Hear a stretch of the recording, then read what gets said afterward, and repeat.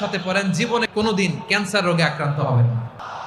অনেক সময় এমন হয়, হঠাৎ বিপদের সম্মুখীন হই আমরা, রেডি হয়ে বের হয়েছে অফিসে, হঠাৎ অ্যাক্সিডেন্টে পড়ে যাই, হঠাৎ পেটের ব্যথায় অজ্ঞান, এরকম হয় না? আপনাদের হয় না?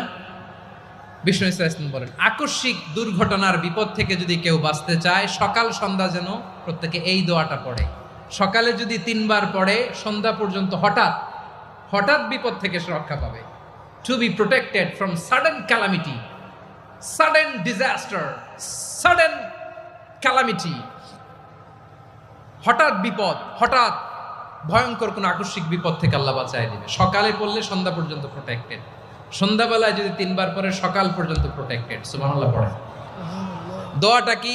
দোয়াটা হচ্ছে বিসমিল্লাহিল্লাযী লা ইয়াদুররু মা ইসমিহি শাইউন ফিল আরদি ওয়ালা ফিস সামাই ওয়া হুয়াস সামিউল আলিম। ছোট না? অনেক ছোট, মুখস্থ করবেন।